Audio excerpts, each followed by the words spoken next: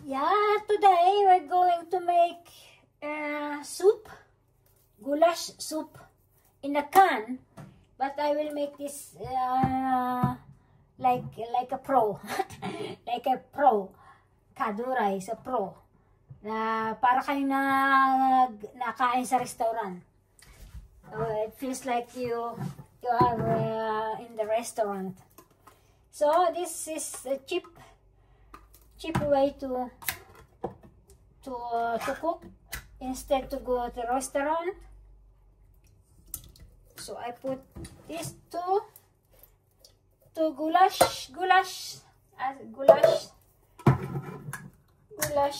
soap. So easy. It's maganda pagka late na kayo sa inyong pagdating sa bahay. Yeah, if you have no time and very late to come home and you have a can of goulash soupa or other soupa, soup into sopa in Swedish, so I said soup. Sa Tagalog, sopas.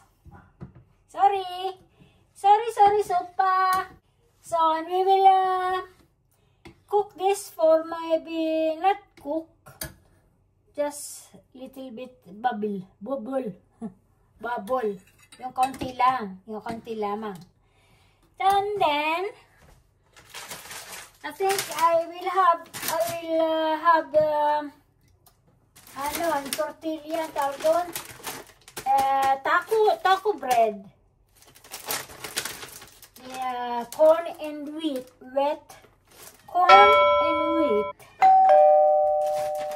So, lalagay ko doon, matapos ilalagyan ko ng mozzarella, and I will make mozzarella. Ay, Miyo.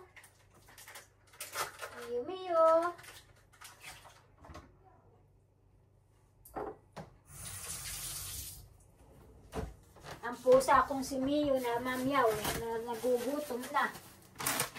Very hungry na. My cat is very hungry. He is calling. Food. So, pahinain natin. Nakakalimot na. Forgot to stir. So, halo-halo pag may time. Hinay-hinay. Take it easy. Just cook little bit. And then I will cut the mozzarella. Sorry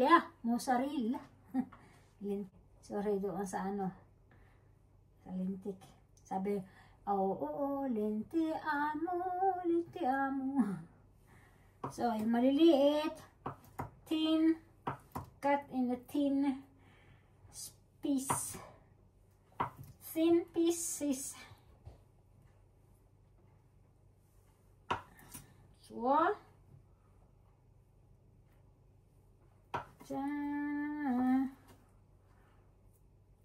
masarap. Right? Good.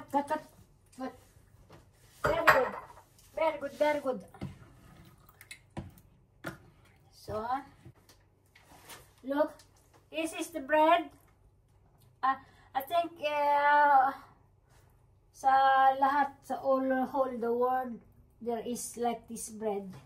The taco. We call it taco bread. So, ilang kaya yung aking kinuha? So, enough. Na dumating na ako hapon na from work. So ito, lagay natin, put it in the toast machine.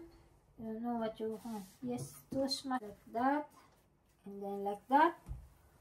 Fold it like this. And then put it this. I have to make two more.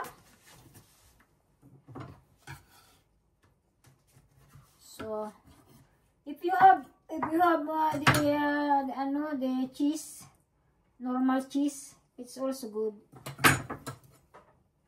But now I will try mozzarella. So, then set aside. And then this one again. And maybe half. So, and then like that. So, easy. Late na ako dumating. Sabi ko, meron naman akong can of goulash. Hindi na bumili ako, meron na itong meat and vegetable, potato. Oh, it's easy. Cheap and easy. Like I said, when you are when you are late from your work, so this is easy. Just put it in the cacerola, chak. So, done.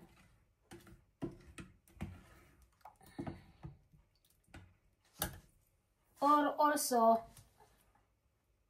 if you have something in the freezer, you can just warm up. But I don't have, so I have only this one. Next time I will make mini. So I will, 5. Wow, galing naman.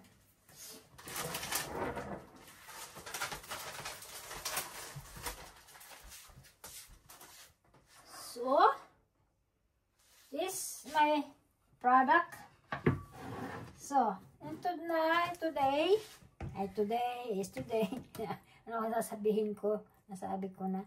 So, atin nang ilalagay. So, is my goulash soup.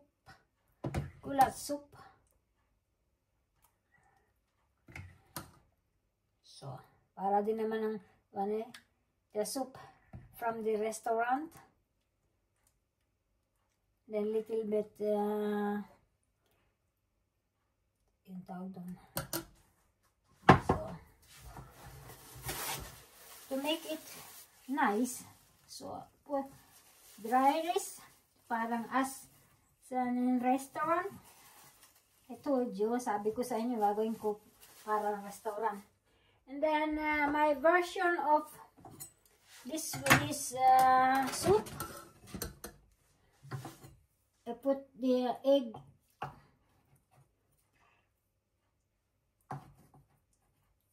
So,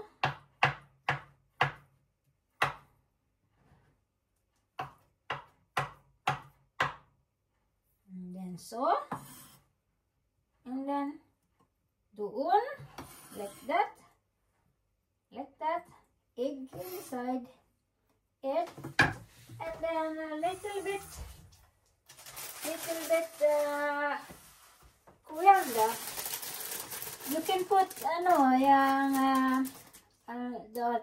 the other one, what you call that, the onions, the salad, onion salad. Ano tawag dun sa atin yun? Basta yung damo mahaba. So, but for me, I like coriander. So, I put like this. And this is my product. Like a restaurant. Look. It's good. That looks good and looks yummy. Restaurant style. And cheap. Very cheap. Can soup. Goulash. And taco bread with yokulad. Lumaway na. With chocolate, mozzarella. Yes, mozzarella. So that's it for today. So, and again, thank you for watching and see you in my next video. Good luck.